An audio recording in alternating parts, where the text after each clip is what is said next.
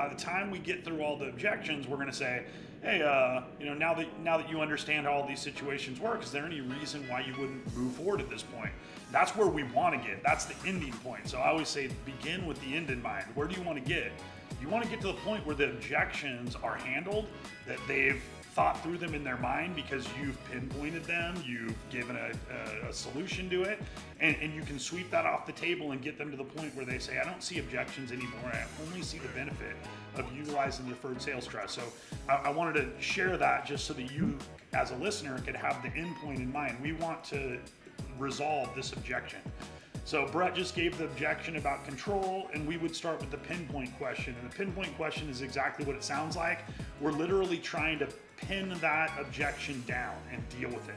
And so I might say back to Brett, other than feeling and knowing that you have protections and controls, is there any other reason why you wouldn't move forward? And what we're doing is we're making them say no.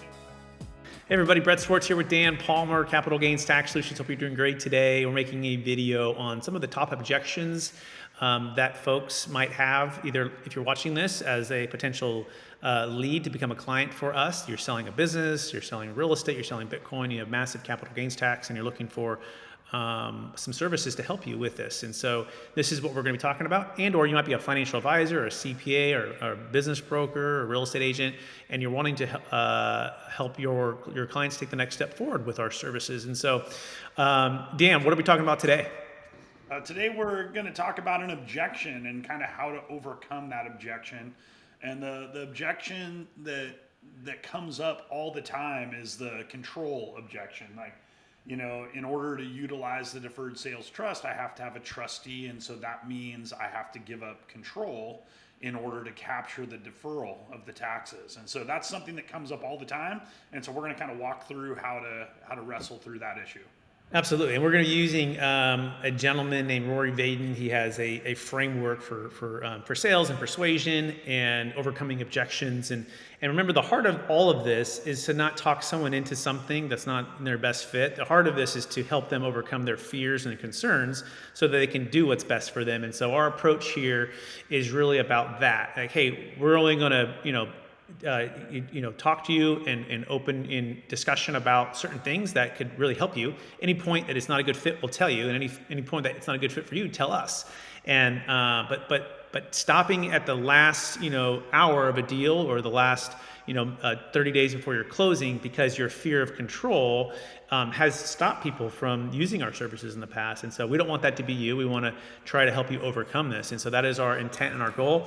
And so Dan, let's start with the first part.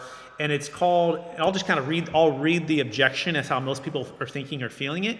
And then we'll walk through the framework of the pinpoint question and the quid pro quo question and the creative solution. Okay. So the first thing is, hey, look, Dan, I don't know if I really want to give up this kind of control, Dan. I built my business, I built my real estate, I built my investments, and I'm used to having unilateral control. And control is really important to me, Dan.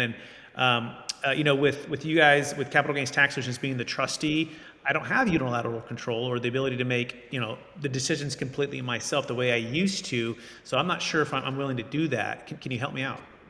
Yeah, great. Yeah, so there you guys hear the issue is the control question. One of the things we like to do is to take each individual objection and kind of walk them through to their conclusion, to resolve it and to sweep it off the table. And then we can move on to the next objection and sweep that off the table. And by the time we get through all the objections, we're going to say, hey, now that you understand how all these situations work, is there any reason why you wouldn't move forward at this point? That's where we want to get. That's the ending point. So I always say begin with the end in mind. Where do you want to get? You want to get to the point where the objections are handled, that they've thought through them in their mind because you've pinpointed them, you've given a solution to it, and you can sweep that off the table and get them to the point where they say, I don't see objections anymore, I only see the benefit of utilizing the Deferred Sales Trust. So I wanted to share that just so that you, as a listener, could have the end point in mind. We want to resolve this objection. So Brett just gave the objection about control, and we would start with the pinpoint question. And the pinpoint question is exactly what it sounds like. We're literally trying to pin that objection down and deal with it. And so I might say back to Brett, other than feeling and knowing that you have protections and controls, is there any other reason why you wouldn't move forward? And what we're doing is we're making them say no. The only issue I have right now is the control issue. and we're kind of sweeping everything else and focusing on that one issue. So other than feeling and knowing that you have protections and controls, is there any other reason why you wouldn't move forward, Brett? No, Dan, there's no other reason why I wouldn't move forward. And protections is a good word that you bring up there, because, sometimes I'm just like, where's the money going? And like, can the trustee just, go to Mexico or go to somewhere with all the millions of dollars? Like, just that whole idea of, wow, like, this is, my spouse is asking me about it. My business partner's like, who's the person who's, helping with this? And just that so control is a piece of it. It's really like the protection and the transparency of it all, right, Dan? So, digging a little deeper, that's what I mean by control is just the protection and the flow of the cash. Yeah, and so, a lot of times first of all, no money moves without your signature and approval. I think that's very important. You do have a trustee. There does have to be trust. We're directing the funds, but no money ever moves without your signature and approval.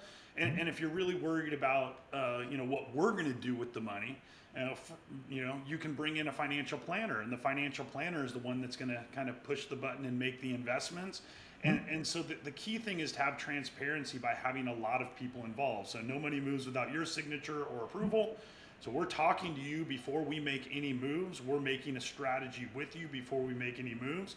The legal team that creates the promissory note, they also have the eyes on the deal and where the money is supposed to go and how it's supposed to flow according to the strategy that you and I have put together. You have the financial planner, who's the one actually, dealing with the money at Schwab or some other place making the investments.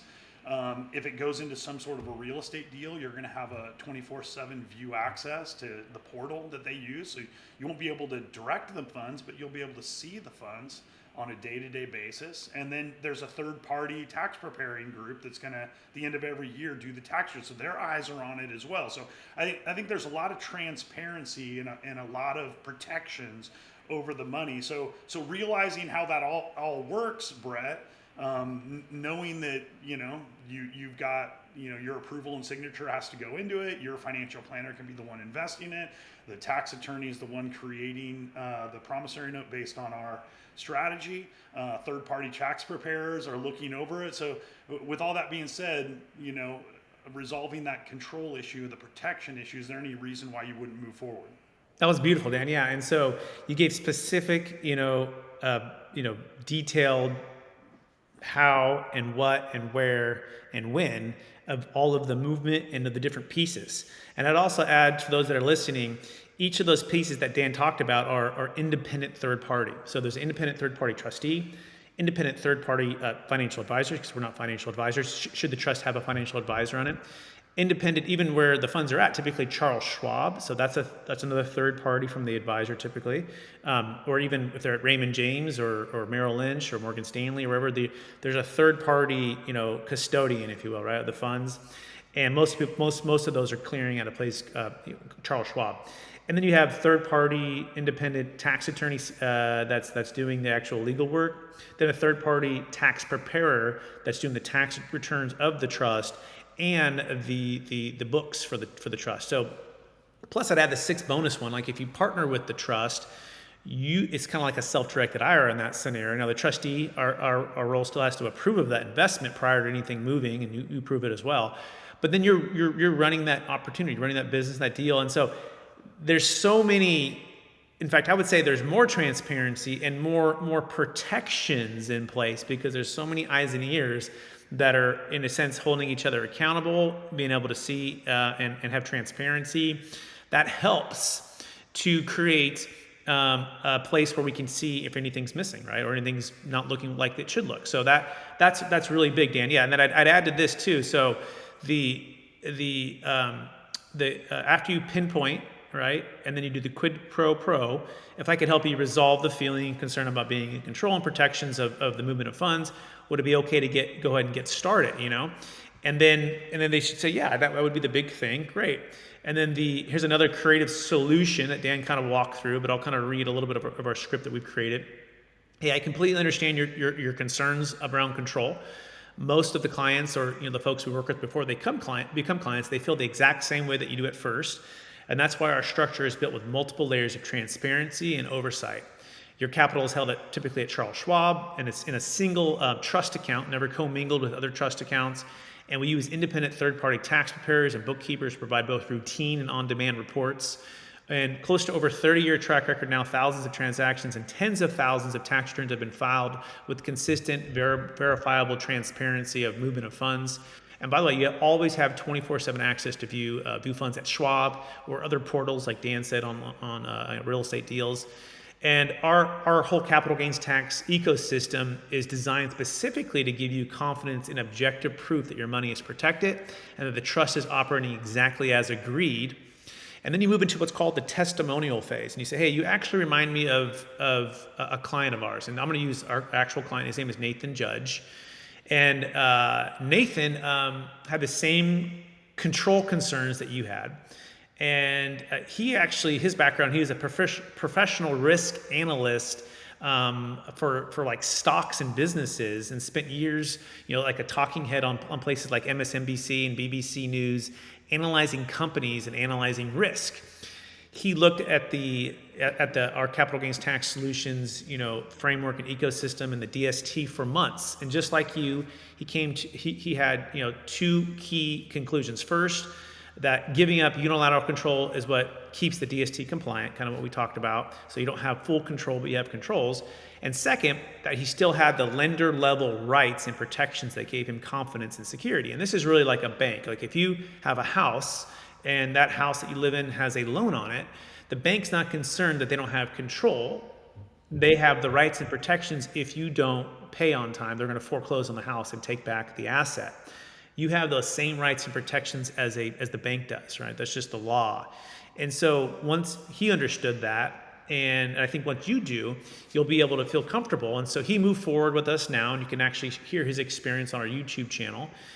He's someone who's evaluated risk his entire career, and evaluated, funds and businesses and real estate and stock. And he was able to get comfortable with the structure. And this leads into the leading question, Dan. So after you share that, how would you kind of wrap this up with the leading question? Yeah, so we've dealt with their objection like in detail, and we pinpointed it. We've kind of did a quid pro quo, which basically just means like, hey, if I resolve this for you, would you be willing to move forward? And we use the testimonial, and that brings us to the leading question, which would be something like this.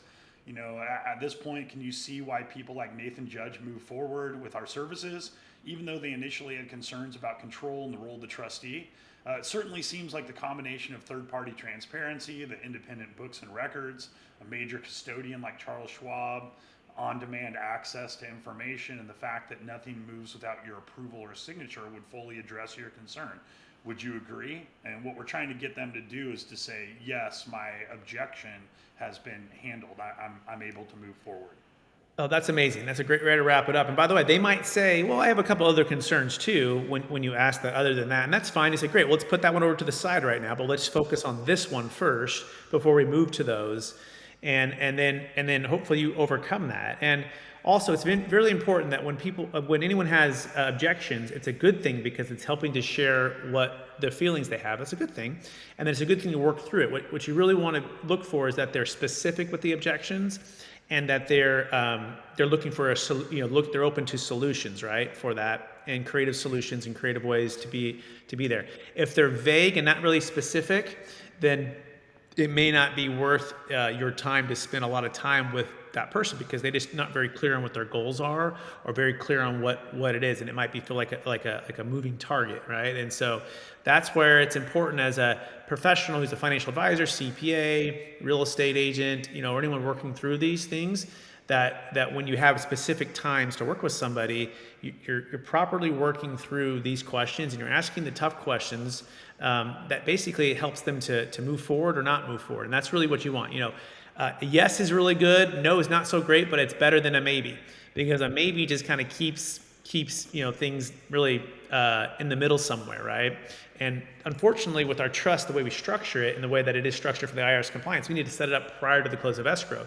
So every day that goes by that's closer to the close of escrow we're running out of time. And so so to be unclear is to be unkind. So you want to be really clear about what it is, what it's not, if we think it's going to work, if it's not going to work, help them overcome these objections, and realizing that, hey, they're making the biggest probably financial decision they're ever going to make. They're trusting someone brand new to help them with this, typically because they haven't met them much in the past, and it has consequences. It's high stakes, and so it's definitely completely appropriate and clear that they should have objections and challenges to these things, but it's also, as a professional, your duty and your responsibility to help them work through this and be a guide to help them through this. And so, Dan, I feel like sometimes we're kind of like a doctor, we're kind of like a counselor, we're kind of like financial planners, we're real estate investment people, we're tax people, we're this unique combination of a lot of things, right, Dan?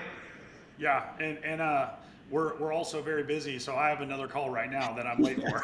So, Hey, I'm Brett Swarts. He's Dan Palmer, capitalgainstaxsolutions.com. Go there to get started. We appreciate you guys listening or watching this wherever you might be consuming the content, and we hope to talk to you real soon. Bye now.